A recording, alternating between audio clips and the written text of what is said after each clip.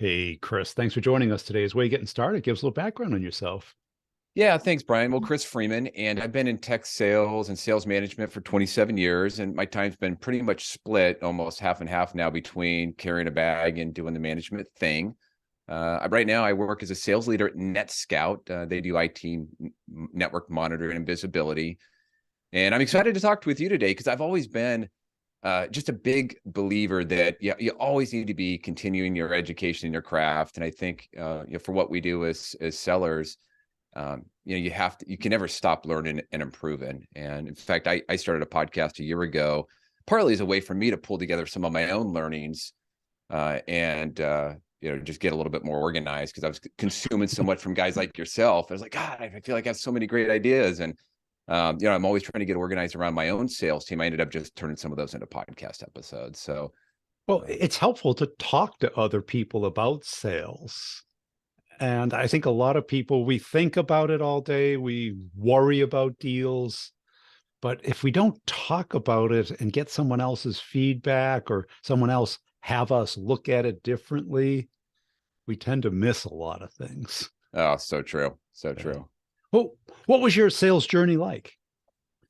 Well, so I started off, it's funny, my very first, when I was getting out of college, I'm not going to give you the whole long biography, but, I had a choice to go take a sales job with I don't know, stock and wine at, for one of the distributors, or take a lot less money and jump into some technology sales role. And so I said, I don't really understand all this stuff, but that seems like a good place to be.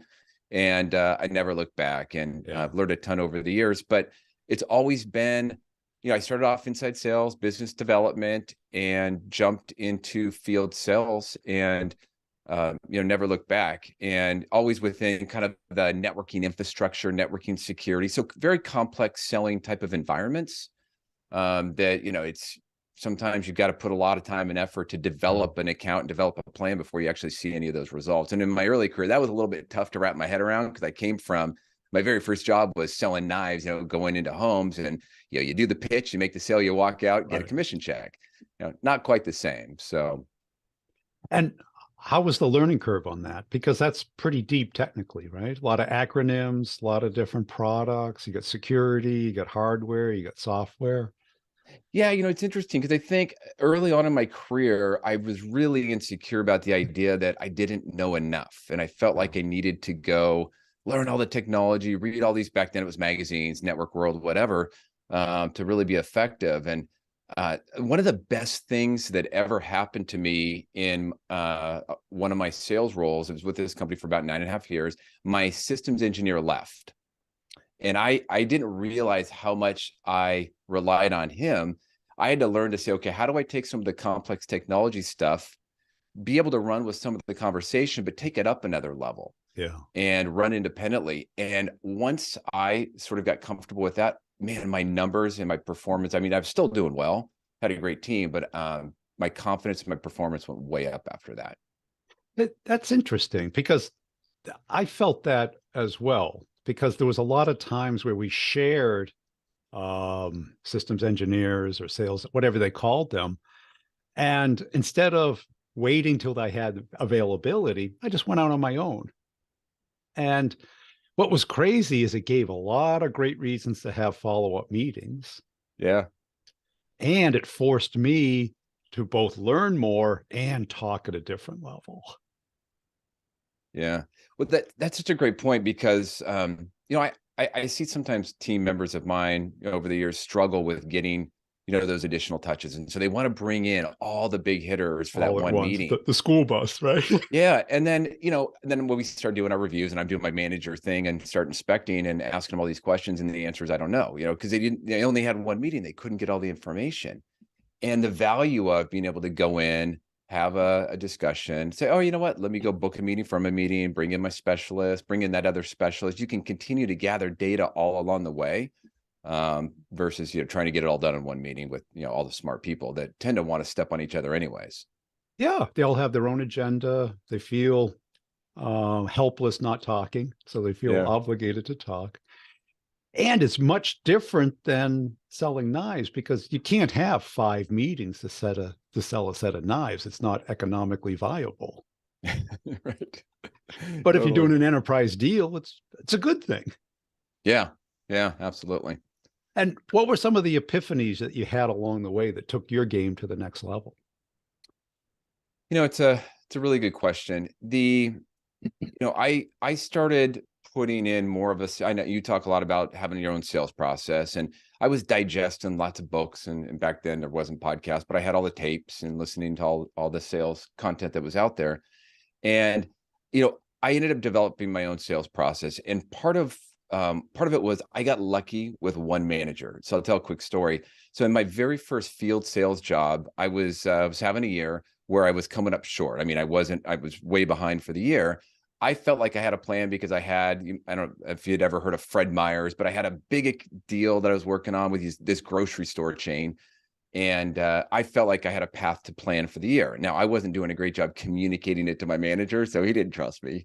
So he started having me do a pre-call plan for every meeting that I was going to have that week, because I had a lot of activity going on.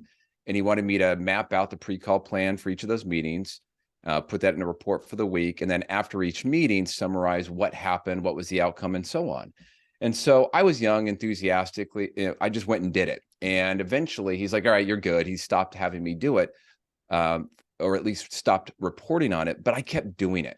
And it became a habit that I still do to this day. And it was such an awesome experience as a very young seller, because it helped me focus on what do I want to actually get out of that meeting in terms of an actionable outcome. And then I can go back and measure it after the fact to see if we achieved it. And that habit has been an invaluable part of my overall process. It forced you to learn Yeah. and think before the meeting instead of trying to repair it if the meeting didn't go well. Yeah. And by the way, he was probably in the process of putting me on a plan. I was just too green to even know it. Well, that's a much better way because I don't know about you. I've never seen anybody survive one of those plans Yeah. Yeah. because as soon as you get it, everybody, what do? They go start looking for a Yeah. job and pretending that they're doing the plan. And pucker up and get nervous. Yeah. The other thing so I was thinking a little bit about this when talking to somebody else recently. And, I've been fortunate to work with some really great sellers, and something that I felt like I did an okay job, but I actually had this guy who worked for me on my team over the years, and he happened to be local. So I got to go on a lot of ride-alongs with him and watch him do his thing. And he was a number one and number two rep, 2 years in a row. So, did really well. But he mostly had kind of a commercial territory with a few big accounts in it. So it wasn't like one big deal that took him over the top.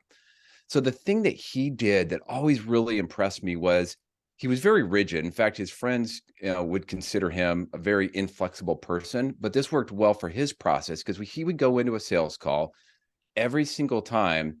He would always open it, run the meeting, and close it in pretty much a very similar process. So, for example, at the beginning of the meeting, he would go in and he would always open it up the exact same way, review the agenda, recap of why they're there, highlight whatever the project challenge, issue, or opportunities, whatever those things were that were happening that's kind of created the discussion in the first place, and maybe how those were impacting the business. And then recap some of the open action items or discussion topics that were still in play. But then he'd always ask about three questions, just confirm, hey, is that still the case? Then he would ask, anything changed? What's new? And he would do that like clockwork every single time. And what always impressed me about it was the number of times the customers would say, well, actually, yeah, something has changed. Your competitor was just in before you this morning, or yeah, by the way, we just got a new CEO, or we just got acquired.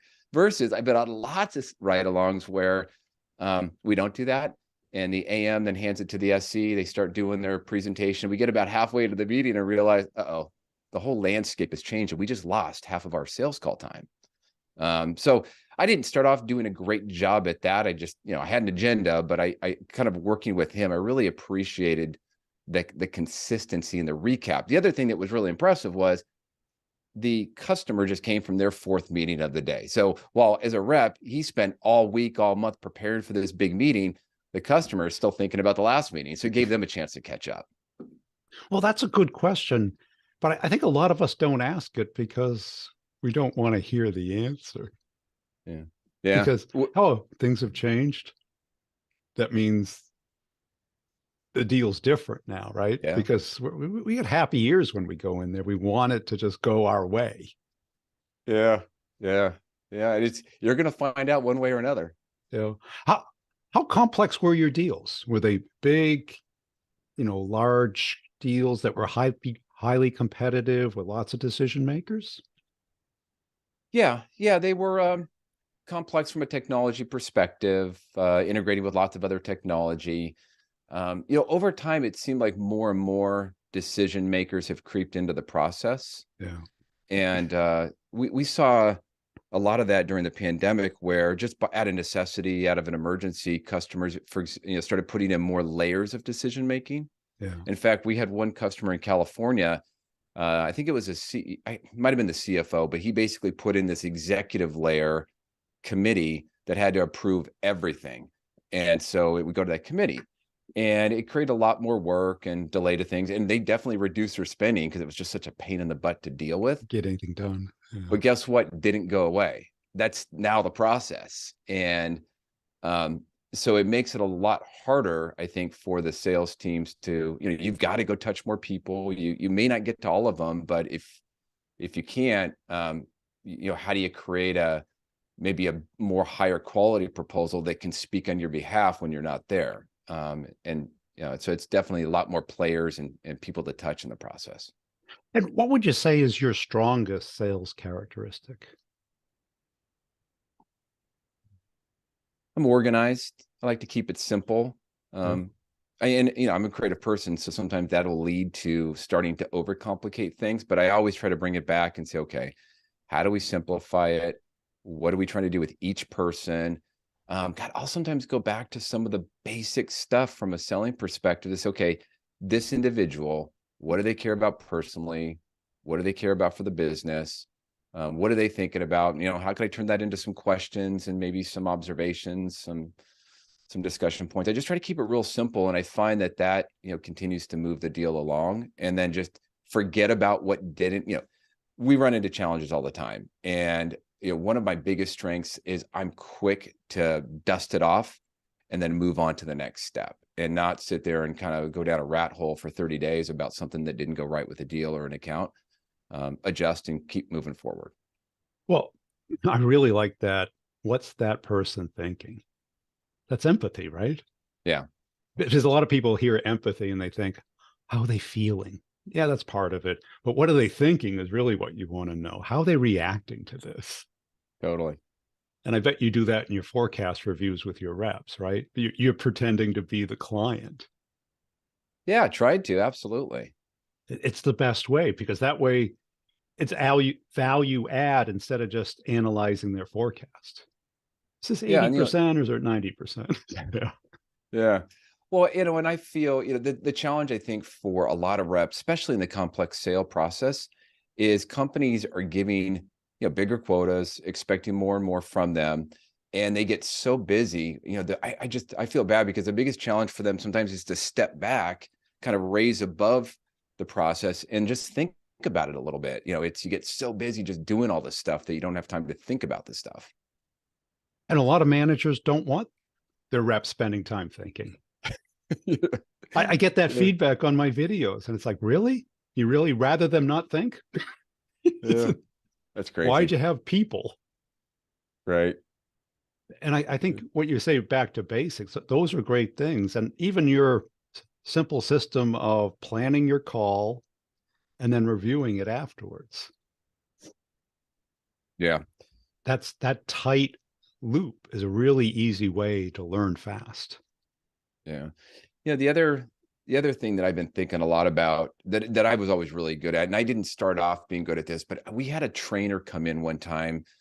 He's basically, he was a sales VP, and my sales VP brought him in as kind of a favor.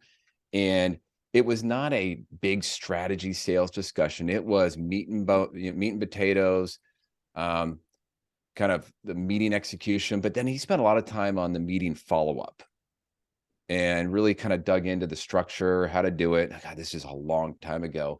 And that was another process that I took with, never really changed it. Even as a manager, I still do it, or I really encourage my team to do it. And the reps that I've seen execute on this really, really well are ones where, the first part of that meeting recap is mostly the customer's words, what they're saying, what they're dealing with. And then maybe 25% after that is, what you're going to do to go help them, to go fix it, and some recap and so on. And especially as we were stuck in this virtual world, what I loved about it is, it's a way to keep the sales process going just a little bit longer after you leave the room, because they're going to forget most of what you said. And then, by the way, when you're booking that next meeting, I love taking that and forwarding that over and then booking your next meeting on top of that. So they've got the recap, because they're going to forget. You're just one of 10 vendors they're talking to. Yeah. And a lot of people don't do that, and they're stuck in the follow-up, checking in, touching base, Yeah. Where's my communication. deal? Did you get your budget? Yeah. And and the client doesn't want to deliver bad news. And I think that's the cause of a lot of the ghosting, is they don't have news, or they have bad news and don't want to share it Yeah. and get That's into the objection handling routine. Yeah, that's a really, really good point. It's because I've seen that customers are generally, they're nice, right? They don't want to be the bearer of bad news. And, our job is to pull that out. Yeah. And we can only do that if we're talking to them. Right. Email's not good for that. That's right. Now, when you became a leader, did that help you develop your sales skills as well? Because now you got, what, 8, 10 rascals out there all trying to sell the product, and now you're responsible for the aggregate of that number. Yeah, well, it's actually it's a really good question, because I think as a salesperson, I wasn't really thinking as much about what I do. I developed my process, but I am going, right? I'm head down doing my job. Now I have to think about how and why, and then, and everybody's different, right? So then how do you apply that to each of the different styles? And early on, right, first time being a manager, you think, all right, my approach is the approach. The only And way. funny enough, you're talking to a guy who's been doing a lot longer than you, and he's telling you how that's not the case.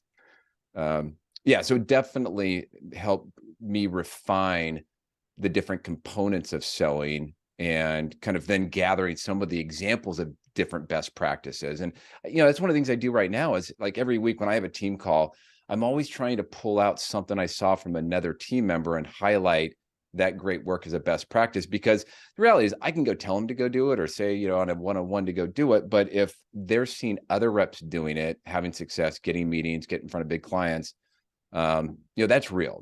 They're in the field doing it. I'm just sitting behind the desk suggesting that it's a good idea.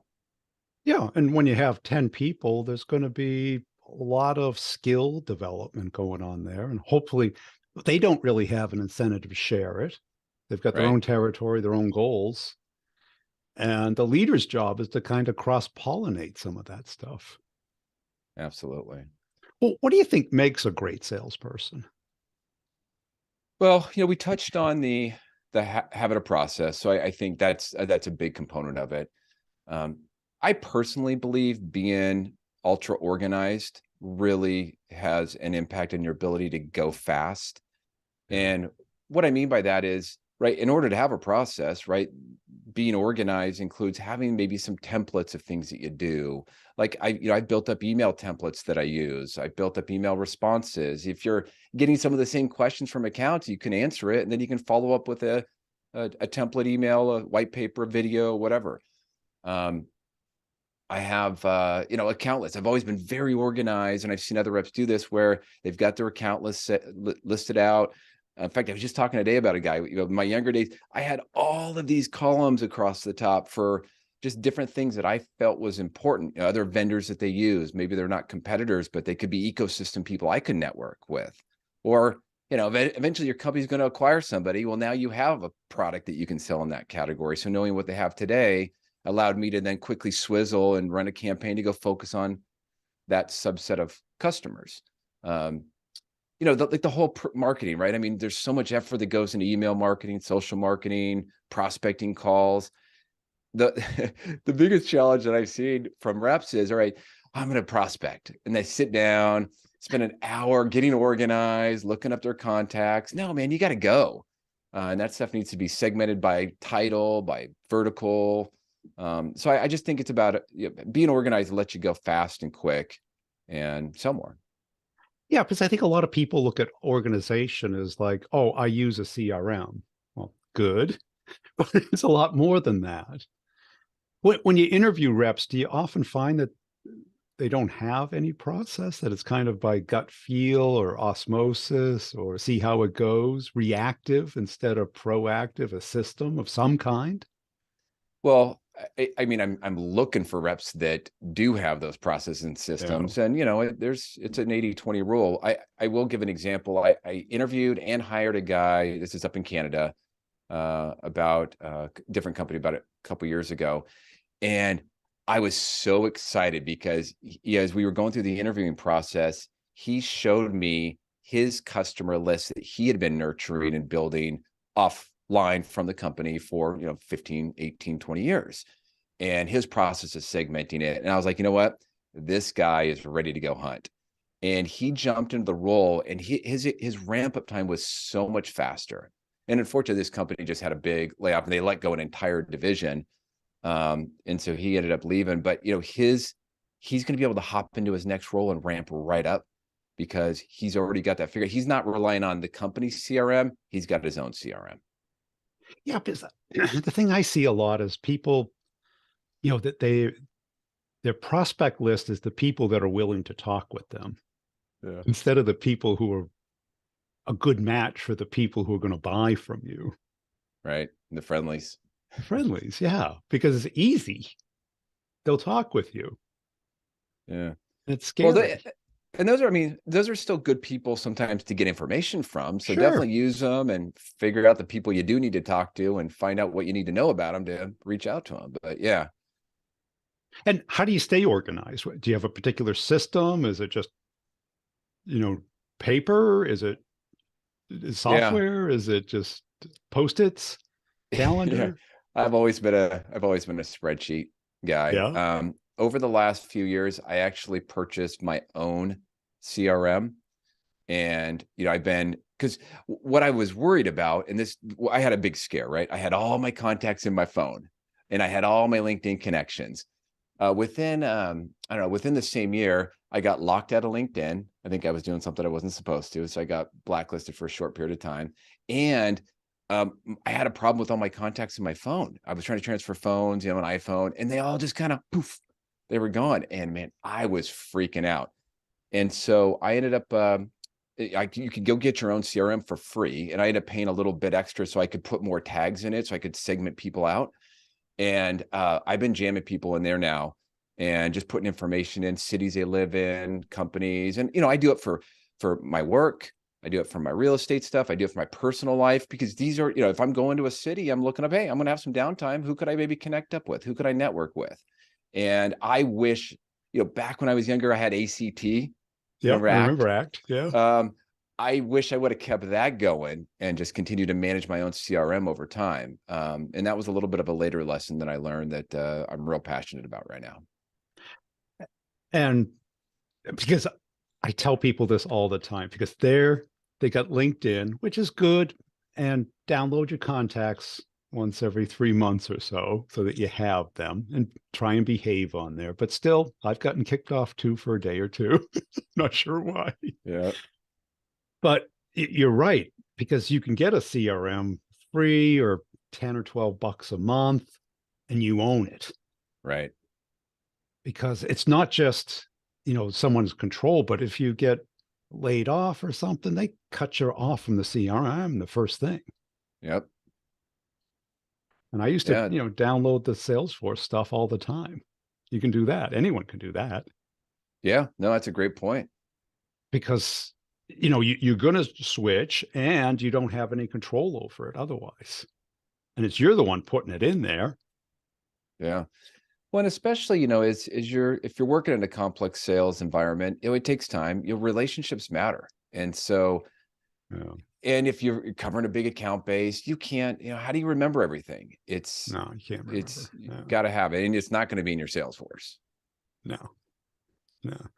And what do you wish you learned earlier in your career that you think would have taken you or gotten you where you are today faster? Yeah. I didn't early on, I didn't understand the value of building internal relationships within the companies I was working for and maybe providing value to others internally. I was always, put your head down, do the work, don't Focused. Yeah. brag, just Yeah. deliver. And, that's fine. I was always secure, always never worried about my job. I was making money. But I did realize later that it hindered some of my upward mobility, maybe moving into larger named accounts versus staying in a territory, or maybe moving from a sales role into a sales manager role. Um, and it wasn't, and I'm really thankful for this, it wasn't until I'd interviewed for a couple first line manager roles and didn't get it. And I felt, hey, I've been kicking butt. I've been here a long time. I'm ready for this. But a manager who wasn't my manager said, hey, maybe you ought to think about maybe getting a little bit more involved internally, maybe giving back, sharing some of the things that you're doing. So I ended up jumping into some new hire training programs and just getting more exposure. And it wasn't until I started doing that things internally really started to open up for me. Maybe you don't want to be a manager, but still, I mean, if you've done this long enough, every single year, they're going to realign the territories. They're going to make decisions about accounts. You want to be in that mix of somebody they're like, yeah, we like Chris. Boom. Yes. It's just reality. I made that mistake early in my career. I was a bull in a china shop. If things weren't going, if I needed a deal booked, I needed the product changed, I just called the CEO. I need this for this deal, and he'd go bang on someone's head. And of course, they didn't blame the CEO; they blamed me. Right. But you raised an issue earlier that I really liked. How did you stay focused and brush off the little nuances or the hassles or the rejections, or because a lot of us, we get too burdened by them? Yeah. I think some of that is a little bit just my nature. You learn to say, all right, how do I look forward and take that on as a challenge? And I'm a fairly optimistic person, so I always look at, all right, just another challenge. And trust me, I will get down and pissed for a day, but then I wake up the next day and I was like, all right, let's go tackle it. Let's go after it. And so I guess a little bit of that's just attitude, just, let me back up. I will say maybe part of what helps me with that is I'm always thinking and planning about the future. So working on my goals, my 1 year, my 5 year. And so I have things I want to achieve. And I do think that helps put things in perspective. It's a little speed bump and a bigger plan that I'm working on. So you have a bigger vision for yourself, and the speed bump is a day, not a week or a month. Yeah. Cool. Yep. Hey, I really appreciate your time today. Where can people go to connect and follow you? Yeah, so I have a podcast called High Tech Freedom, and my website, you can just go to hightechfreedom.com and just drop me a note, connect up. Love to chat with you.